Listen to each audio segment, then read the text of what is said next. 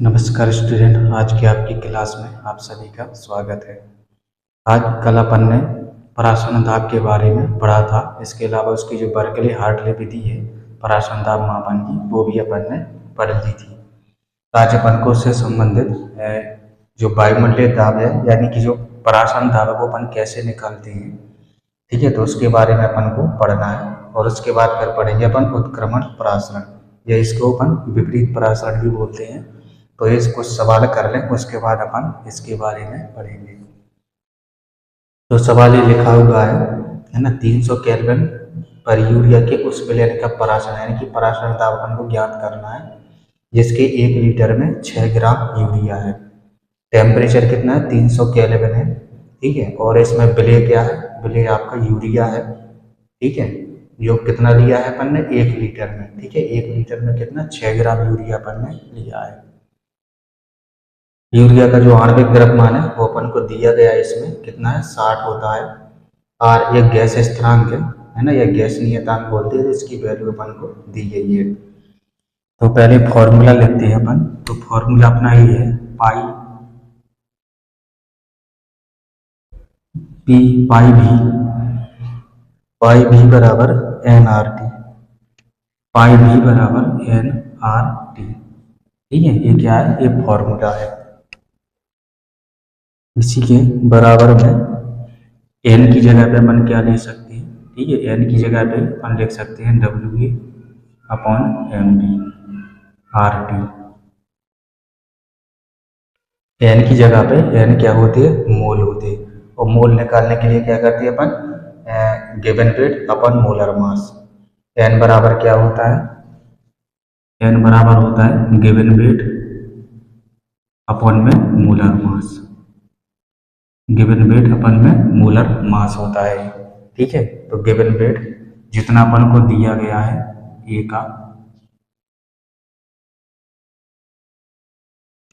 जितना अपन को दिया गया, सॉरी बी है यहाँ पे, विलय का लिखना है अपन को, विलय का, ठीक है, यहाँ पे एम बी, ठीक है। तो मोल निकालने का फॉर्मूला होता है जितना अपन को वेट दिया गया है और जितना उसका मोलर मास है। तो एन की जगह पे अपन ने ए लिख दिया है।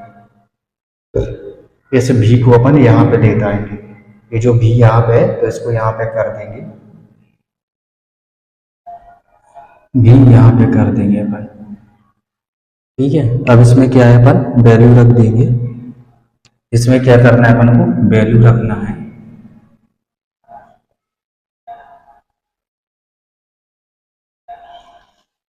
वैल्यू रखना है इसमें, ठीक है। तो ये टेम्परेचर है, टेम्परेचर कितना है, 300 केल्विन है। तो इसमें मान रख दो।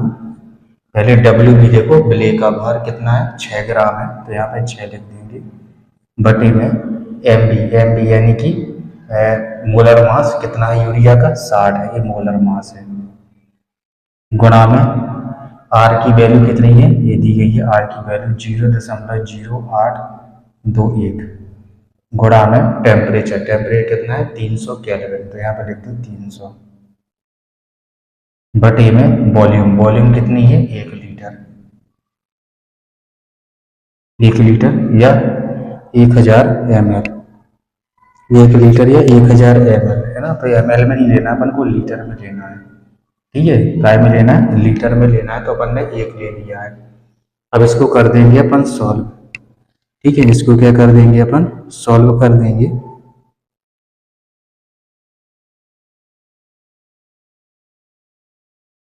तो सॉल्व कीजिए इसको,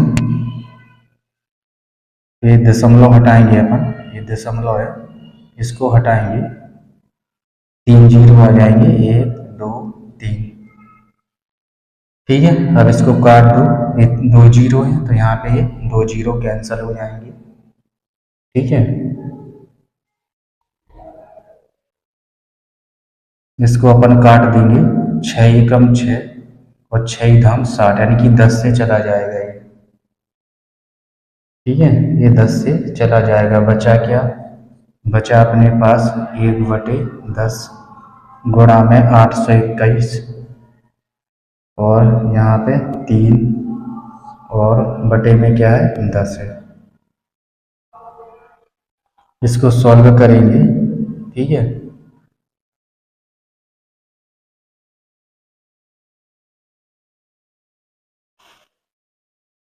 सॉल्व कीजिए इसको, है ना। तो 3 एकम 3, 3 दूनी 6 और 8 तीन 24 बटे में 100। ठीक है, बटे में 100 आ गया ये। तो ये कितने, 2 जीरो हैं। ठीक है, 2 जीरो है, तो 2 जीरो के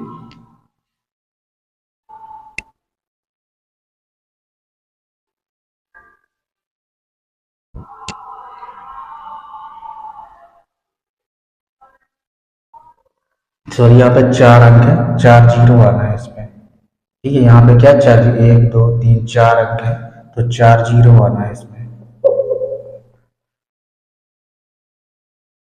4 जीरो आना है, तो 2 जीरो से 2 जीरो एक कैंसिल हो जाएंगे।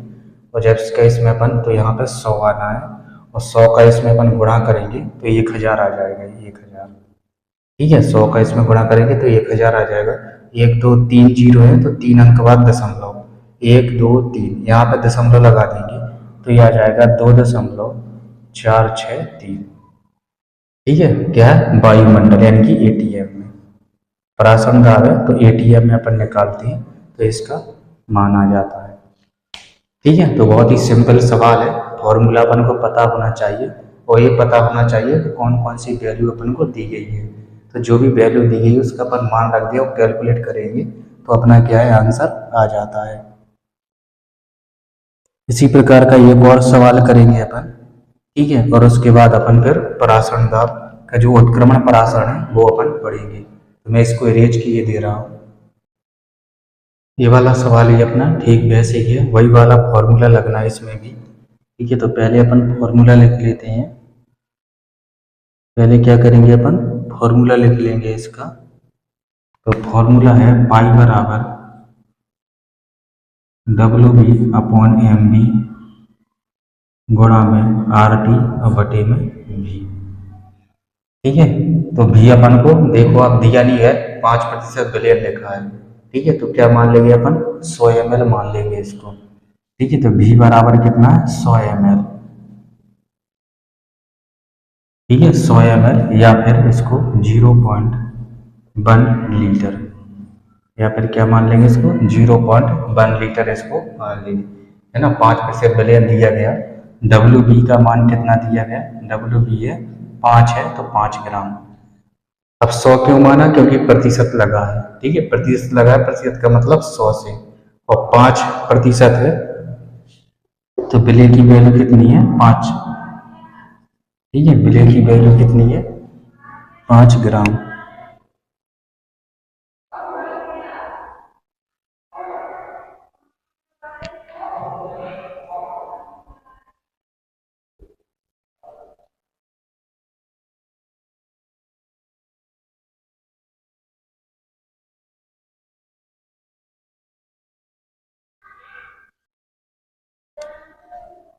इसके बाद क्या, एमबी का मान अपन को दिया गया है।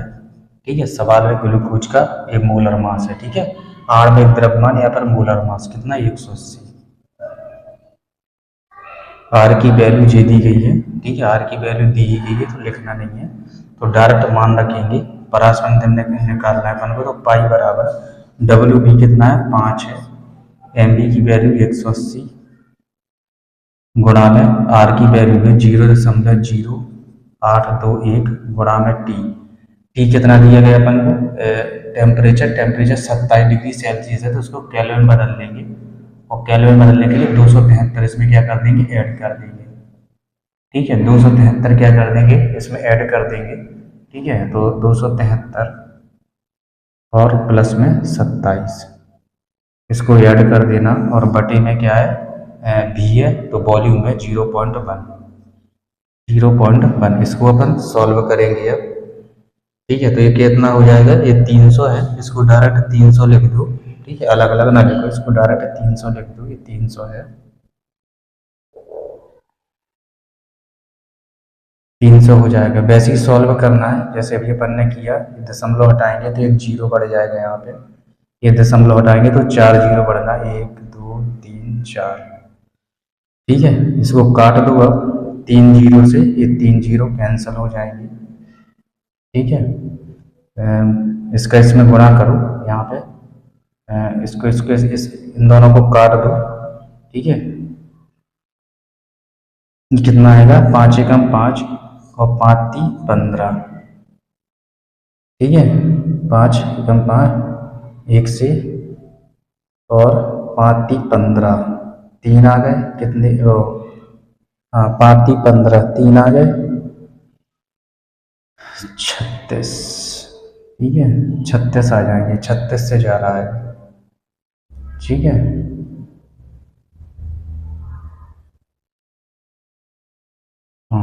तो यह आ जाएगा 1/36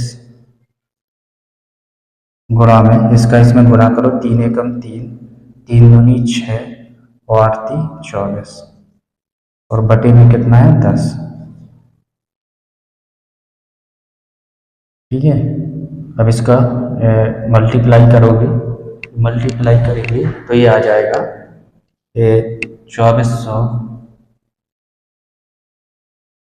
2463 और बटे में 360,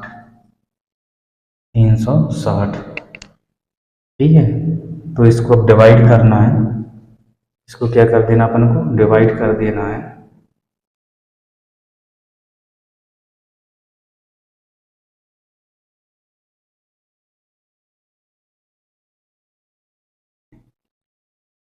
तो इसकी जो वैल्यू है लगभग 6 के आसपास आ जाएगी, है ना। 36, इसका भाग लगाओ इसमें, ठीक है। भाग लगाओगे आप,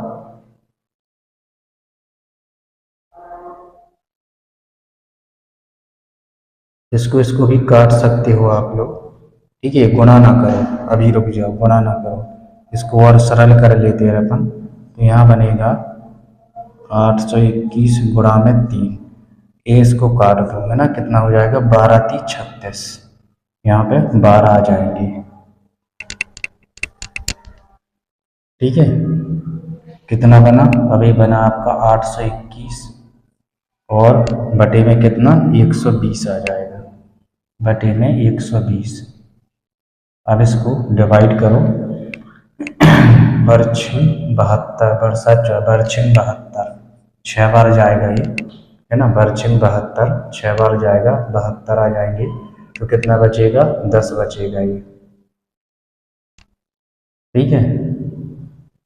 84 ज़्यादा हो जाते हैं, 10 बचेगा और 1 ही आ जाता है, ठीक है। तो बरसा 84, 12 × 8 = 96, 8 बार जाएगा ये, ठीक है। 12 × 8 = 96, 96 यहाँ पे कितनी बनती है, 101 बनती है, इसमें 96 घटा देंगे, है ना। तो 96 4 5 बचेंगे, यहाँ पे 5, ठीक है। तो दशमलव लग गए, एक 0 बढ़ाएंगे, ठीक है, 0 बढ़ाएंगे तो कितनी बार जाएगा, 12 36 बढ़ चौक 48, 4 बार जाएगा, बढ़ चौक 48, ठीक है। ये आ गया आपकी, है ना, 6.84 आ गया। इसकी जो वैल्यू आ गई वो आ गई 6.84 ATM, ये आपका आंसर आ गया, ठीक है। तो इस तरीके से आपको ये सवाल, है ना, सॉल्व करना है। आई होप कि आपको ये सवाल क्या है अच्छे से समझ में आया होगा, ठीक है। अब इसके बाद अपन पढ़ेंगे उत्क्रमण परासरण, तो मैं इसको इरेज किए दे रहा हूँ, और उसके बाद अपन ये उत्क्रमण परासरण पढ़ेंगे।